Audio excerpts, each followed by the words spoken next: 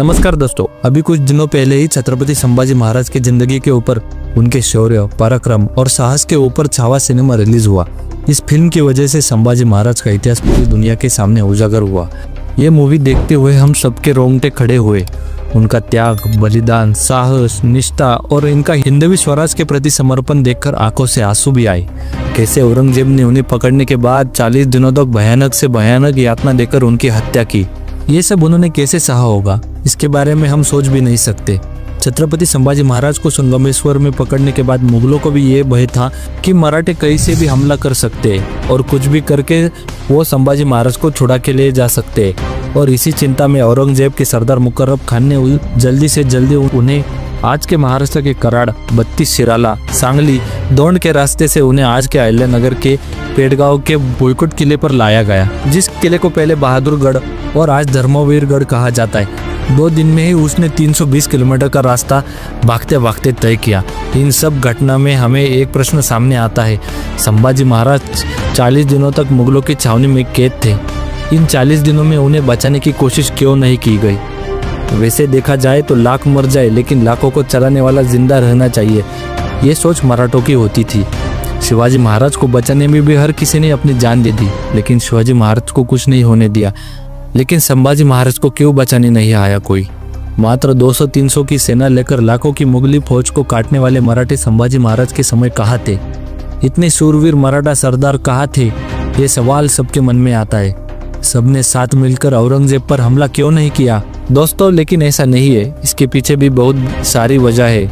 जिस समय धोखाधड़ी करके संगमेश्वर में संभाजी महाराज और कवि कलश को कैद कर लिया गया, उसी समय औरंगजेब ने उसके एक सरदार जुल्फिकार खान को हिंदवी स्वराज की राजधानी रायगढ़ किले पर आक्रमण करने के लिए कहा था। रायगढ़ किले को लाखों की मुगली सेना ने घेरा बनाया था। कोई भी अंदर नहीं जा सकता और कोई भी बाहर नहीं आ सकता था। एक तरफ हिंदवी स्वराज के छत्रपति और एक तरफ पूरा हिंदवी स्वराज, दोनों भी औरंगजेब की कैद में जा सकते थे। ऐसी स्थिति सामने आ खड़ी थी। जुल्फिकार खान के इस अचानक हमले से हिंदवी स्वराज की राजधानी रायगढ़ खतरे में आ चुकी थी। इसी मुगली संकट से राजधानी रायगढ़ को कैसे बचाए, हिंदवी स्वराज को कैसे बचाए, यही सोच में हर मराठा सरदार, हर मराठा मावला डूबा था। कहीं राजधानी रायगढ़ मुगलों के हाथ न लग जाए। इसी वजह से छत्रपति संभाजी महाराज को मुगलों ने दगा कर कैद कर लिया है, ये खबर मावलों तक पहुंची ही नहीं। इसका दूसरा कारण ये भी है कि औरंगजेब संभाजी महाराज को पकड़ते ही उसने लाखों की फौज भेजकर मराठों को जगह जगह नाकाबंदी करके घेरना शुरू किया था। जिस रास्ते से संभाजी महाराज को औरंगजेब तक लेके जाना था, उस रास्ते में लाखों की मुगलाई फौज खड़ी कर दी थी। इसी वजह से कोई भी मराठा सैनिक इस रास्ते पर पहुंच ही नहीं पाया। इसकी सारी तैयारी औरंगजेब ने पहले से ही कर रखी थी। एक तरफ पूरा हिंदवी स्वराज और दूसरी तरफ इसी हिंदवी स्वराज के छत्रपति। ये ऐसी 2 घटनाएं साथ में आएगी, ऐसा कभी किसी ने सोचा भी नहीं था। संभाजी महाराज को छुड़ाने के लिए जाए तो रायगढ़ किला जा सकता है, वही रायगढ़ को बचाने जाए तो छत्रपति जा सकते। करे तो करे क्या? ये सिचुएशन में पूरे मराठा सरदार खड़े हुए थे। संभाजी महाराज को कैसे छुड़ाए, इसका पूरा प्लानिंग करने से पहले ही मुकर्रम खान ने संभाजी महाराज को औरंगजेब की छावनी पर ले जाया गया, जहां औरंगजेब 5 लाख की सेना लिए खड़ा हुआ था। अब आपके सामने ये सवाल खड़ा हुआ होगा, स्वराज के मावले इतने शूरवीर, बहादुर थे, तो उन्होंने एक साथ मिलकर औरंगजेब पर हमला क्यों नहीं किया? इसका भी जवाब देते हैं। संभाजी महाराज को पकड़ने के बाद उन्हें संगमेश्वर से पेड़गांव के बोयकोट किले पर लाया गया। ये किला जमीन पर होने से उसके आसपास कोई भी पर्वत या छोटी पहाड़ी नहीं है।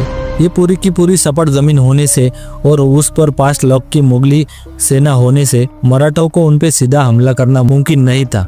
मराठा सैनिकों की सबसे बड़ी ताकत थी गनिमी कावा यानी गुरिल्ला वॉर, लेकिन खुले मैदान में इस ताकत को आजमाना संभव नहीं था। 30-40 हजार की फौज को 5 लाख की सेना के सामने खुली जगह हमला करना आसान नहीं होता है। वही रायगढ़ किले पर हुए हमले से भी मराठा फौज को 2 हिस्सों में बंटना पड़ा, जिसमें मराठों की ताकत और कम हुई। अगर ये छोटी सी सेना ने हमला भी किया होता तो 5 लाख की सेना के सामने इनका टिकना थोड़ा मुश्किल लगता था।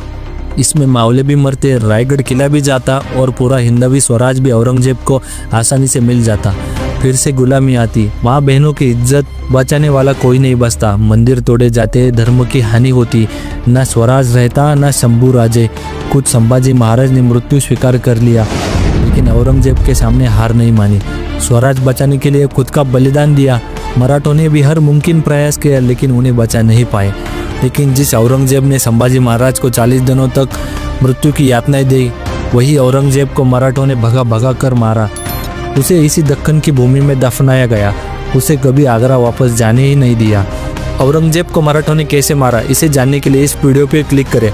तब तक इस वीडियो को लाइक करें और इस चैनल को सब्सक्राइब करें। हर हर महादेव।